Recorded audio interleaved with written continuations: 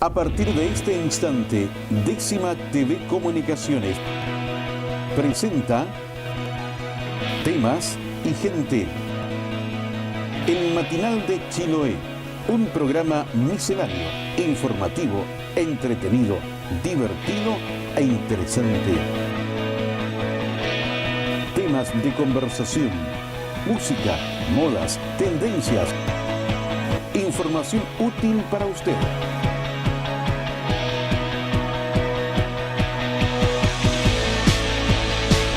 Noticias. Todo esto y algo más a partir de este instante en Temas y Gente, el matinal de Chiloé.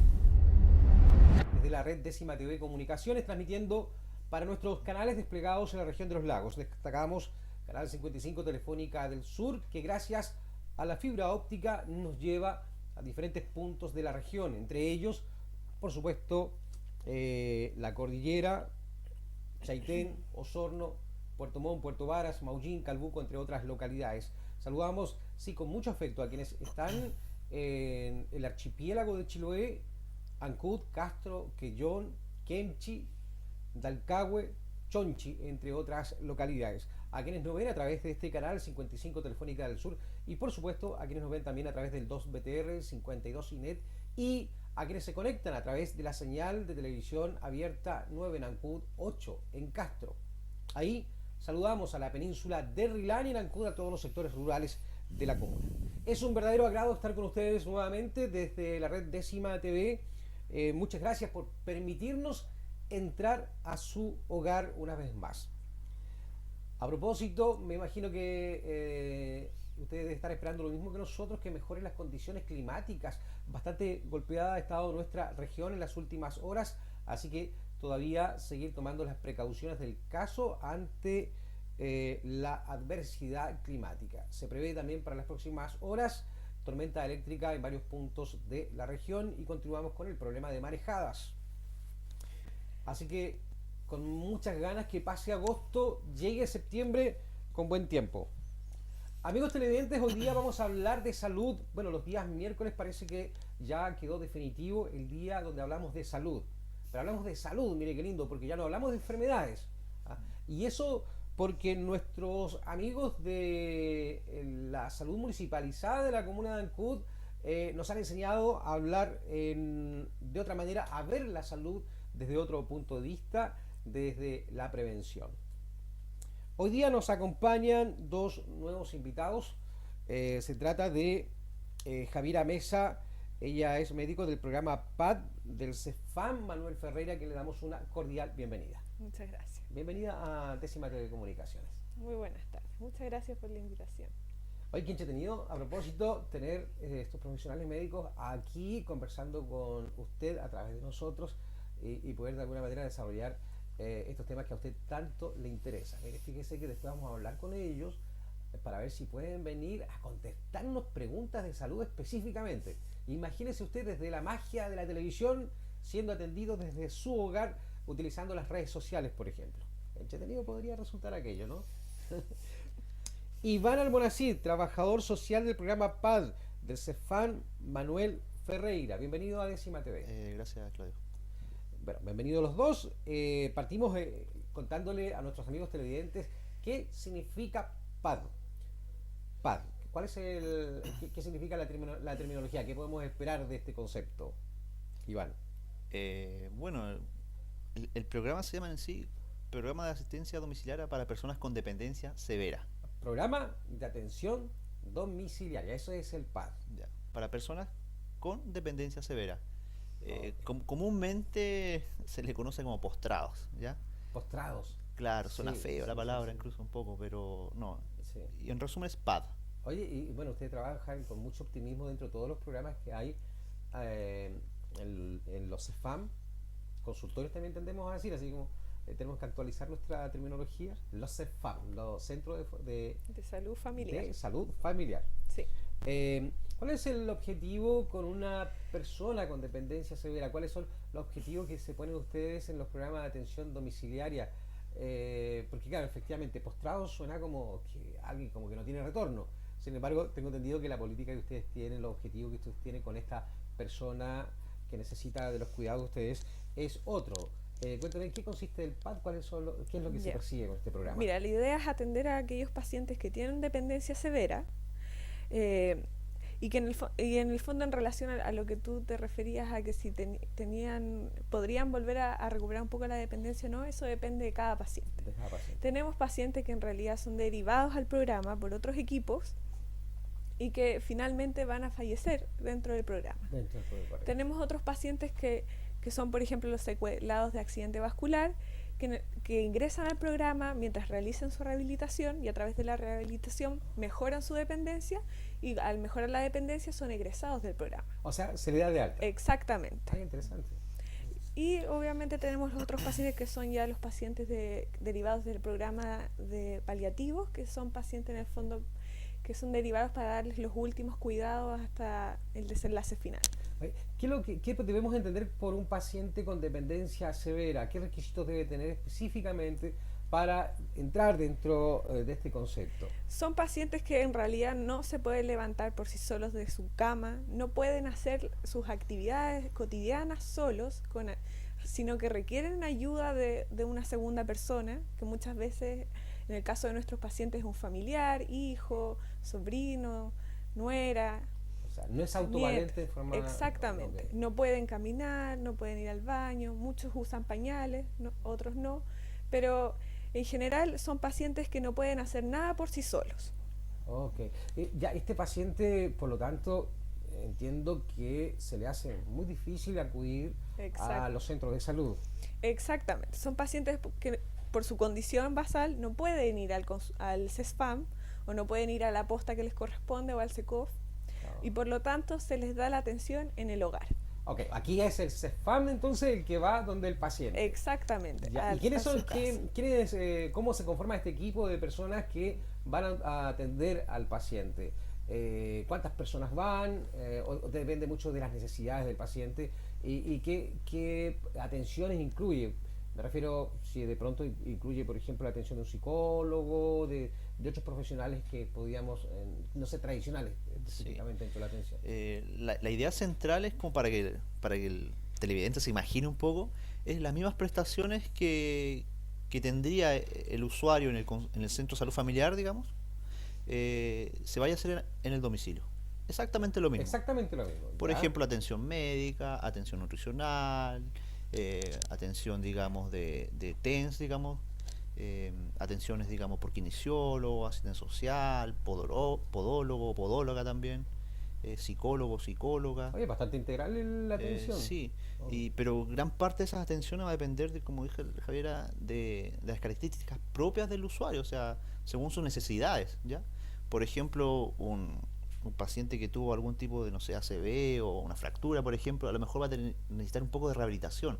Entonces a lo mejor iba a intervenir más el kinesiólogo, la terapeuta ocupacional, hasta que llegue un momento en que esta persona que está con una dependencia severa tenga una recuperación y sea moderado o leve, y ahí nosotros le damos el egreso, porque ¿qué significa? Que ese paciente va a poder ir, a lo mejor no solo, pero sí acompañado al consultorio o centro de salud. Perfecto. ¿Hay un porcentaje o qué porcentaje de personas con esta condición son egresados del sistema, o es decir, son dados de alta?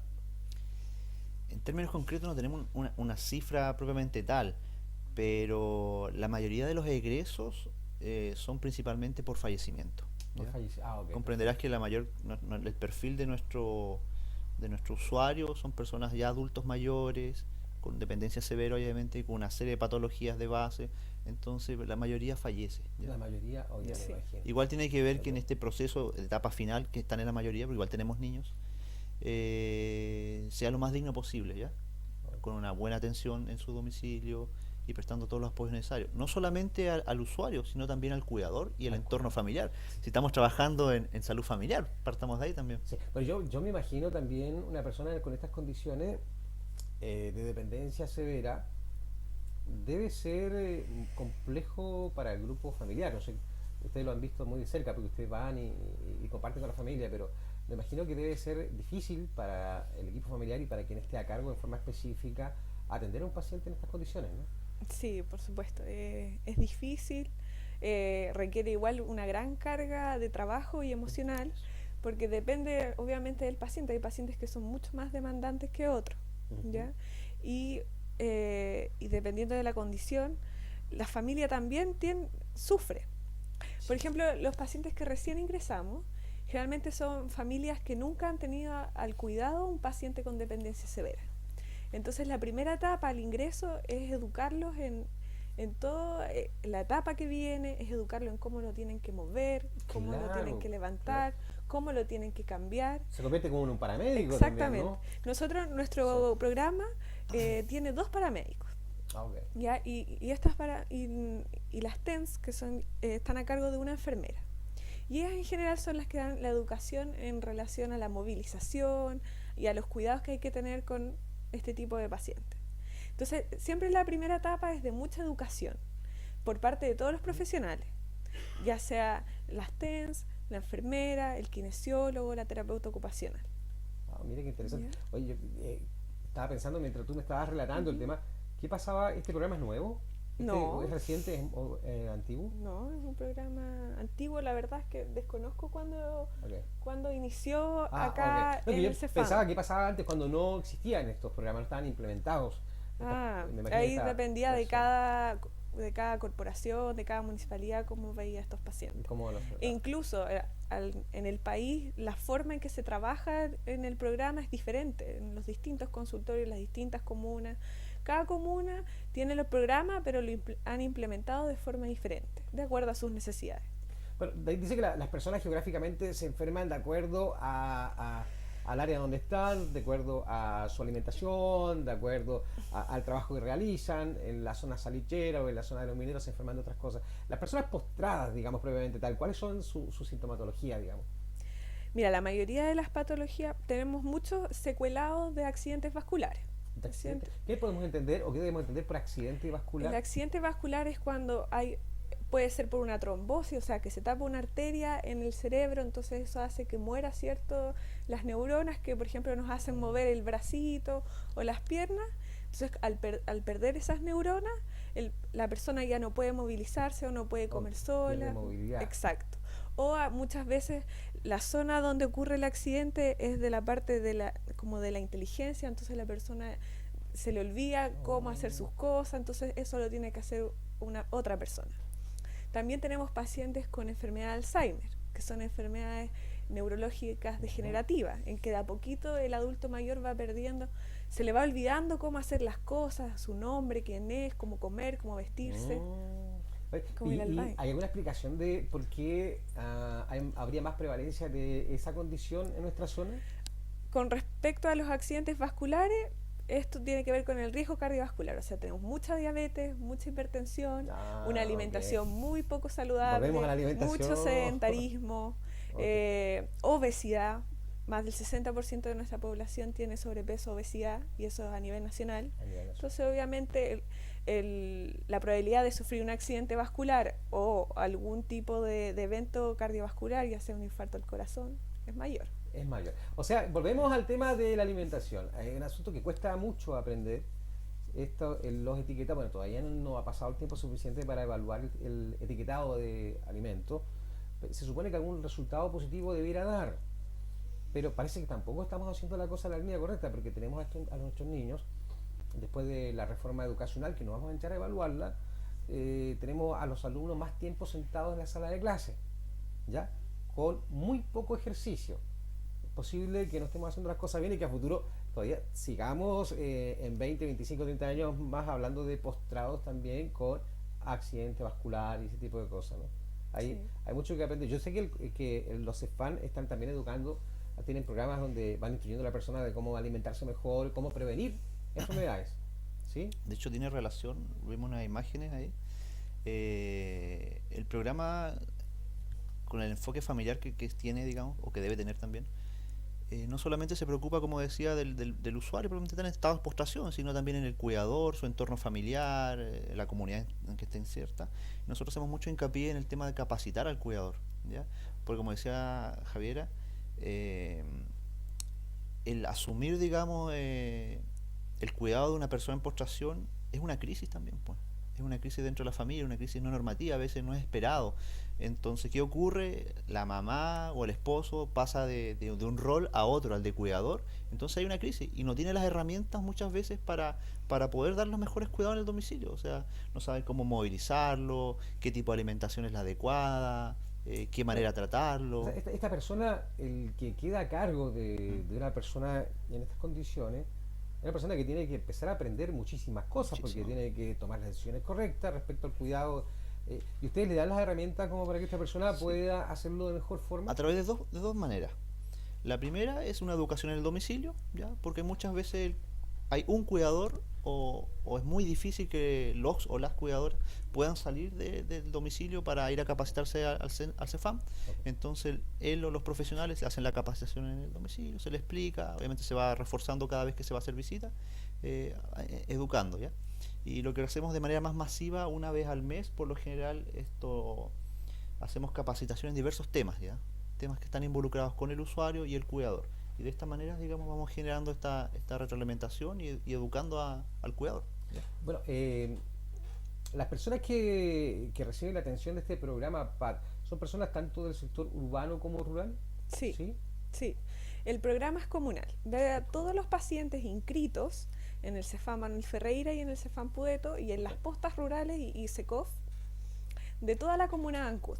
Ah, ok. Por lo tanto, nosotros vemos pacientes en el sector urbano y en el sector rural. Lo que hacemos generalmente en el sector rural para ordenar obviamente los controles es que se hacen rondas. Rondas cada 2 meses porque el control médico según programa es cada 3 meses, pero en el campo, por ser pacientes que están más alejados de la ciudad, Sí, con pues, menos claro. acceso a la salud, a los servicios de urgencias o a otras prestaciones, se va más, la frecuencia es mayor.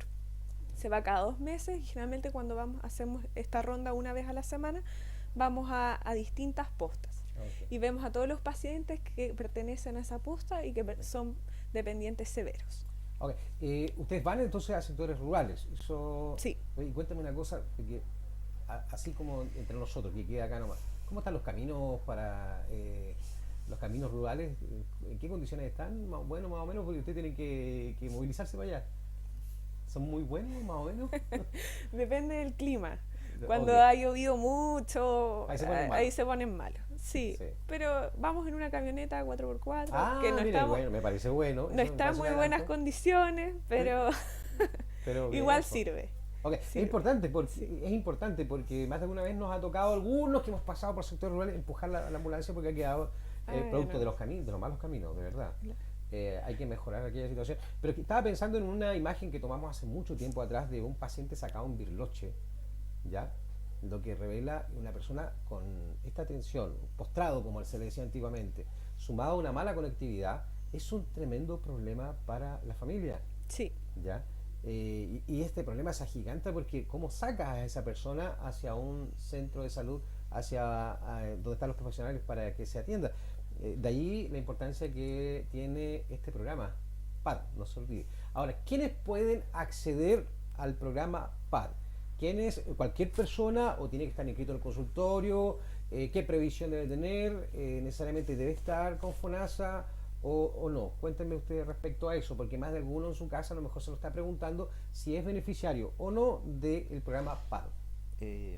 Yo creo que ahora, con esta información, yo creo que hay muchas personas decir, oye, yo tengo un vecino, o yo estoy cuidando a una persona que tiene una dependencia severa y en realidad a lo mejor lo pueden venir a controlar acá, no tenemos que estar llevándolo siempre a urgencia, o pagando médico particular, o enfermera, o que según la necesidad. Claro, en primera instancia tiene que estar inscrito en un centro de salud, digamos, atención Ya. primaria. Primero, estar inscrito. Estar inscrito, Ok. ¿ya? Ser usuario inscrito a través de calificación, estar, digamos, asignado. Segundo, tiene que ser, obviamente, es usuario FONASA, ¿ya? Usuario FONASA. El mecanismo para ingresar tiene que ser a través de una derivación. La doctora que lo mencionó un poquito, es a través de una derivación de un mismo sector dentro del centro de salud, digamos, Ya. o a través del hospital, o a través de una Llega interconsulta. un profesional, evalúa a la persona y de ahí lo deriva hacia al programa. al Sí. programa. Nosotros no recibimos espontáneamente a los pacientes. Ok. No es que llegue la persona y diga quiero que vayan a ver a este vecino, no. tiene que ser una derivación formal desde los otros equipos de salud. Perfecto. ¿Ya? Porque el Cefam se divide en equipos de salud. En el caso de Pueto son 2 equipos de salud Ok. y en el caso del Manuel Ferreira son 4 equipos de salud, que son los equipos del rojo, el verde, el amarillo Ok. y el azul. A eso nos referimos con Ok, equipos. perfecto, ya. Ellos derivan al programa Ya. y de Pueto también se deriva desde los equipos, ¿no? Un paciente que ha sido evaluado en el hogar y que cumple criterios de dependencia severa para Sí. ingresar al programa. Y recibimos derivaciones del hospital, por profesionales del hospital, generalmente médicos, que derivan a estos pacientes que tienen calidad de dependencia severa. O del programa paliativo, directamente.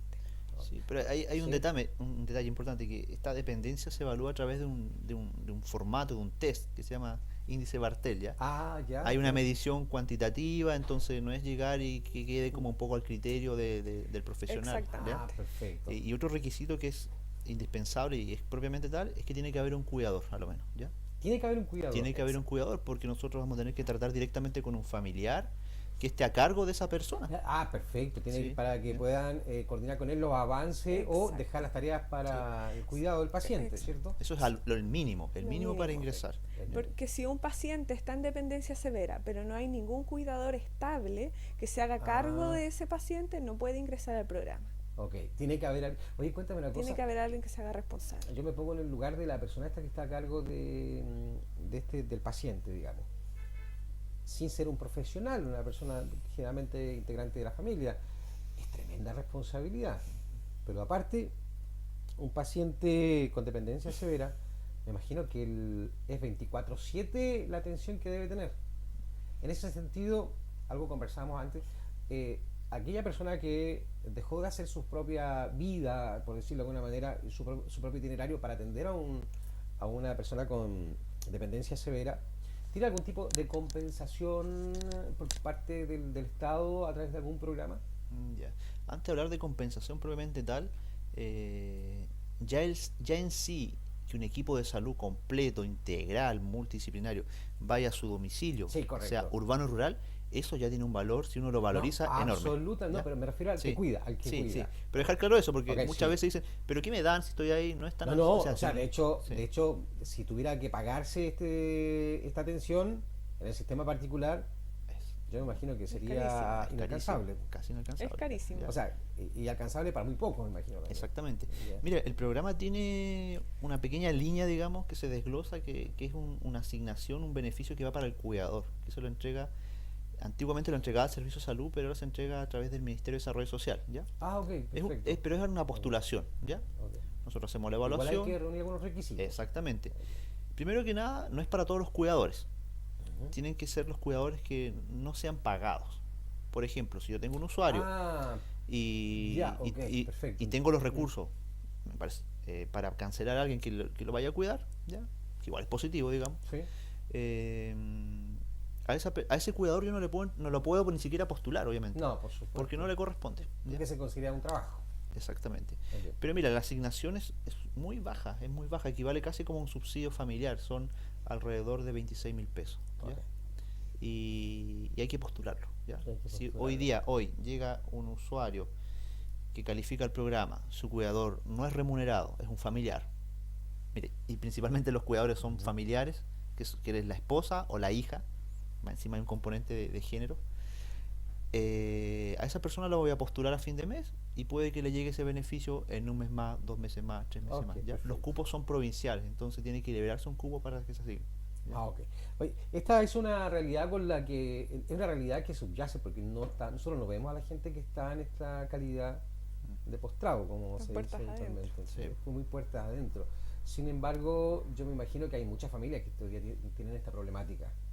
Es muy común ver ancianos, por ejemplo, y que tienen esta condición, por ejemplo, no solamente física, sino también que no recuerdan nada y que tienen Alzheimer, ¿se llama?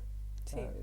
Que es muy común, no sé en qué va que hoy día se ve con tanta frecuencia esto. Eso en realidad se ha visto que tiene que ver en el fondo con los aumentos de años de vida. O sea, entre más años de tienes vida razón. la población viva, más prevalencia vamos a tener de estas enfermedades de Parkinson, de Alzheimer, que son enfermedades neurodegenerativas, Ok.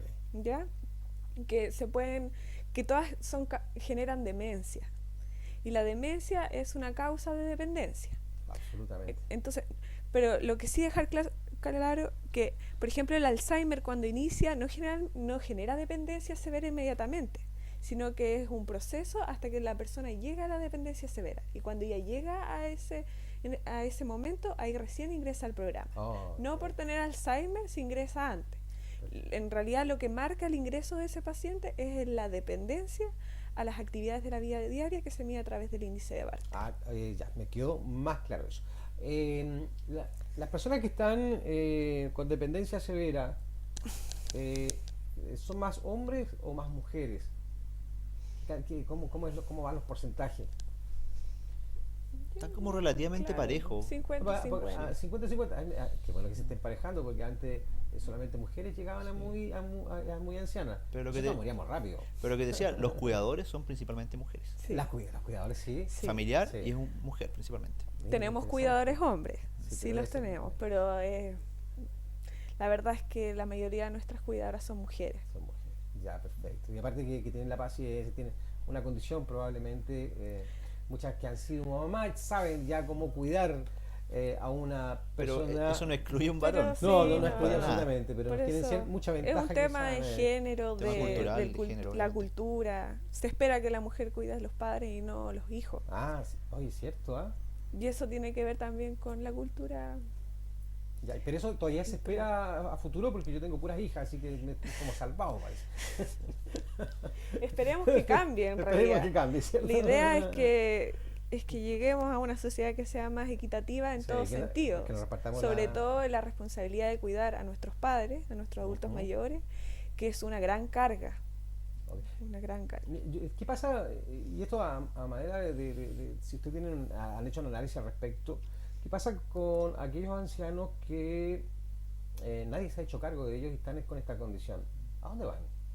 Bueno, hemos tenido casos en esa condición que son principalmente adultos mayores no en situación de abandono, pero es cuando ya la red familiar no hay simplemente ya y el Ah. cuidador está sobrepasado, con sobrecarga o está enfermo también, que eso fue una situación que vimos una Ok. vez. El mismo cuidador está enfermo, entonces si no puede cuidarse bien ella, en este caso, tampoco va a poder cuidar su paciente, digamos. Ok. En esas condiciones, cuando son muy, pero muy calificadas o se realizan gestiones con centros de larga estadía del Senama, ¿ya? Ok, sí. ¿ya? ¿Del Senama? Del Senama, sí. Ok, perfecto. Bueno, el más cercano está en Puerto Montt, El más cercano en el ERCE. Ya, pero la persona no queda, o sea, alguien se hace cargo, me refiero. Pero eso es cuando se puede postular, el cuidador todavía puede tenerlo un tiempo, digamos, se libera un cupo porque la lista de espera es bastante larga ya. Pero obviamente si no hay nadie que cuide, de partida no podría estar en el programa. Partamos de ahí. Ok, ya. Y estaría en una situación de abandono que habría que denunciar incluso. Sí, recordemos que también la ley cambió al respecto, Sí. digamos, ¿no? Oye, qué interesante, qué bueno que podamos hablar esto, ya tomar conciencia y aparte que la gente sepa que hay un programa para esta necesidad. Pero, ¿sabes? Lo mejor que podemos hacer es trabajar en prevención para no llegar a una situación Exactamente. distinto es por accidente, por aquella situación de la vida, que vas en bicicleta, chocaste, vas en un auto, chocaste, te caíste, te embistió un animal en el campo, pero estas cosas generalmente están asociadas a un ritmo de vida, a un estilo de vida que no es el mejor. Comer muchas cosas, o mucha sal, muchas grasas, no hacer ejercicio, beber mucho alcohol, fumar, es decir, van creando el ambiente propicio para que el día de mañana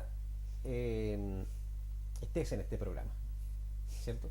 Y la idea, Sí. yo no los quiero dejar sin pega, pero No, la idea no. es que no tener este programa que no siga funcionando. el No, programa, porque igual ya no hay tenemos, gente. tenemos pacientes que han nacido con alguna condición Sí, de ese- dependencia. es de eso, Claro, también tenemos muchos pacientes así. Entonces, en realidad, está bien, la pues. idea es disminuir esos pacientes que de pasar Que se de ser pudo haber- dependientes, Claro. independientes, pasan a una dependencia. Que Qué bueno. Sí, Y eso sí se puede prevenir. Se puede prevenir. Qué Y bueno. de hecho, más que tener más paciente, tener menos es mejor, porque se le puede dar una atención de mejor atención, calidad, más sí. frecuente, las visitas, no sé, mejor, ¿ya? Ok.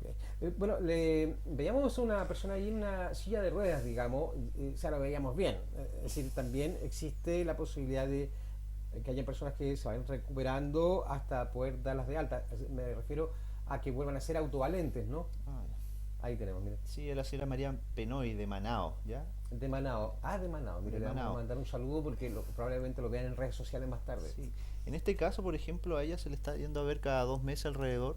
También hay visitas frecuentes de la posta de Manao, que va una vez al mes, uno de los TENS, hacer un control, digamos, signos vitales, indagar algunos antecedentes, y cada 2 meses se va haciendo la visita de nuestro programa.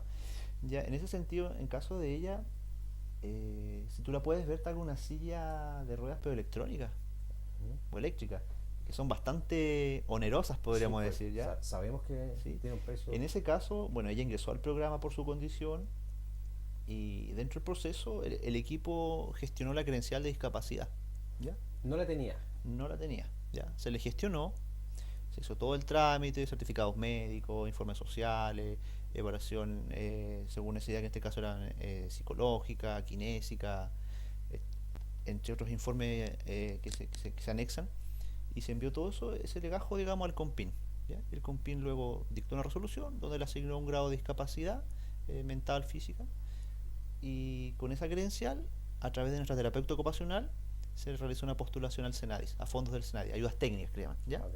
Donde hay muchos recursos y hay pocas postulaciones, de paso, Ah, sí. ¿sí?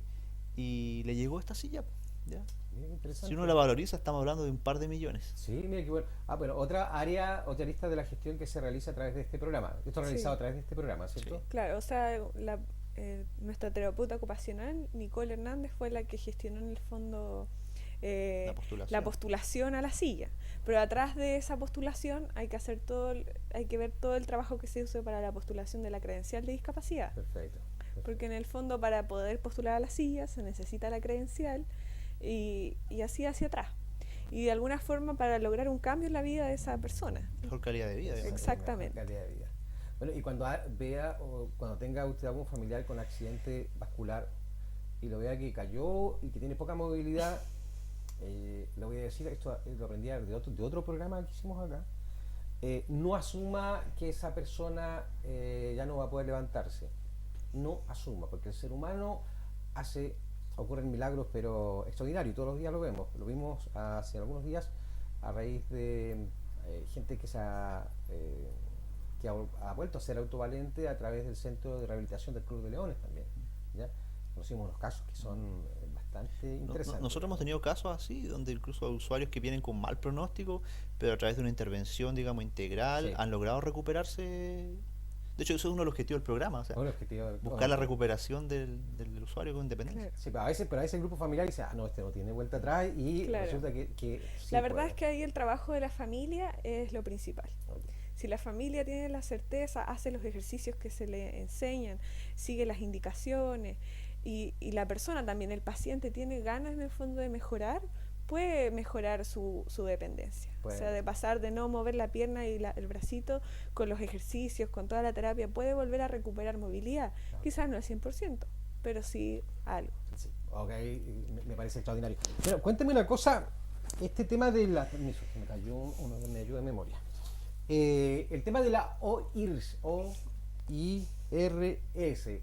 ¿Qué es? Vamos a dejar como introducido el tema para hablar quizás en otro programa en forma más extensa. ¿De qué se trata? ¿De cómo le sirve a los usuarios de los centros de salud familiar? Sí, bueno, yo estoy encargado hace un par de meses de la OIRS, la Oficina de Información, Reclamos y Sugerencias, ¿ya? A ver, Oficina de Información, Reclamos Y Sugerencias, ¿ya? Ok, perfecto. Comúnmente yo creo que lo asocian todo a reclamos, digamos. Reclamos, pero ¿ya? tiene más lo que estoy viendo, tiene Ya. otras funciones también. Contarte un poquito de que esta oficina que tenemos en el Centro de Salud Dr. Manuel Ferreira recoge una serie de solicitudes ciudadanas, ¿ya? Es como el canal formal entre el usuario que tiene alguna situación, que quiere darla a conocer y no sabe cómo, con quién, lo plasma, digamos, a través de un formulario en papel, ahí lo atienden muy bien, lo plasma y sigue un conducto regular interno, digamos, y se le da una respuesta formal también. Ok. O sea, pueden hacer sugerencias, también pueden hacer reclamos si lo estiman pertinente, ¿ya? Y pueden obtener información, que es lo más importante. Sí, de hecho la mayoría de las solicitudes ciudadanas son reclamos Reclamo. ante situaciones, digamos, que le afectan, digamos. Ok. ¿Ya? Es que sí, correcto. Yo lo entiendo porque nosotros, nuestra genética en Chile tiene mucho de reclamos, fíjate, ¿ya? Sí. En todas partes la gente reclama, pero ¿sabe qué? A veces hay que sugerir también, po. Sí. Así mejoramos. felicitar. O felicitar. Claro. Oye, sí, también felicitar, qué interesante. Aparte de esa queja, que ese malestar que me generó la atención, la espera a lo mejor, o si hubo un maltrato, o quedó desconforme con la atención, también debería venir con una propuesta, o sea, ¿sabe qué? Esto me gustaría que se mejorara de tal manera. Sí, me Sería parece buen- interesante sería que se buen tema. trabaje, que se haga ese ejercicio que nos hace bien como ciudadanos. O, por ejemplo, el funcionario que me atendió muy bien de manera destacada, hacerle un reconocimiento, ¿sabe qué? Voy a pasar a la oficina de la OIS a dejar una felicitación porque me gustó cómo atendió. Bien interesante. Y debe sorprender de pronto a un funcionario que saber que alguien reconoció lo bueno que se hizo. Y ese es un estímulo para seguir haciéndolo bien también. Sí. Absolutamente. Que reconozcan lo bueno y no solo lo malo también es importante para seguir creciendo y ser mejor profesional. Ok. Pero muchas buenas cosas ocurren en los spam. Hay un nivel de satisfacción que yo sé que es importante. Imagino que como todas cosas también hay mucho que mejorar. Pero están allí, es en la primera línea que tienen las personas cuando se sienten mal o quieren mejorar alguna condición, van ahí primero. ¿Ya? Sí, de hecho, esto, Claudio, este formulario está a disposición en todas las postas rurales. En todas las En postas todas las rurales. postas rurales. Sí. Entonces, no es solamente exclusivo del Manuel Ferreira, sino un usuario de una localidad rural puede ir a su posta y plasmar ahí su solicitud ciudadana. ¿Ya? Ah, ok. Y O tiene un sea, plazo de 15 días para dar una respuesta. Ah, pero va a obtener una respuesta. Sí, a lo mejor puede que se demore un poco más porque la persona aludida o quien puede darle una respuesta, digamos, concreta, está de vacaciones, licencia. Perfecto. Puede que se demore, pero sí se le va a entregar. Sí se le va a Ok, entregar. las personas pueden tener la seguridad entonces que va a generarse una respuesta Sí, de su reclamo. sí, Ok, obviamente. fantástico. Oye, muchísimas gracias. Yo quiero agradecerle por haber venido a conversar sobre estos temas. Les invito para que vuelvan, sí, porque, Sí, volveremos. porque de salud uno puede hablar todo el día, ¿cierto? Bueno, este ha sido como el caso más complejo que me ha tocado conversar, porque acá estamos hablando de una situación límite, por eso decía de repente lo que ocurre en una familia cuando tenemos un paciente con esta condición, digamos, de postrado, como le decimos generalmente, es complejo, es complejo. Sí. Pero qué bueno también que en algunos casos se pueda revertir la situación de esta persona que tiene esta condición. Iván Almonacid, trabajador social del programa PAD del Cefam Manuel Ferreira, también encargado de la OIRS, ¿ya? Y Javiera Mesa, médico del programa PAD Cefam Manuel Ferreira. ¿Cómo se portan los pacientes? ¿Bien? Bien, ¿Ok? bien. En general. En general, Ya, bien. me imagino. Ya. Muchísimas gracias por haber venido. La invitación queda abierta Muchas para, gracias. Muchas gracias a para que ti. puedan volver. Ya. Muchas gracias. Y a ustedes, por supuesto, hacemos una pausa. Muchas gracias por estar ahí. Hacemos una pausa y ya volvemos con más temas y gente regional.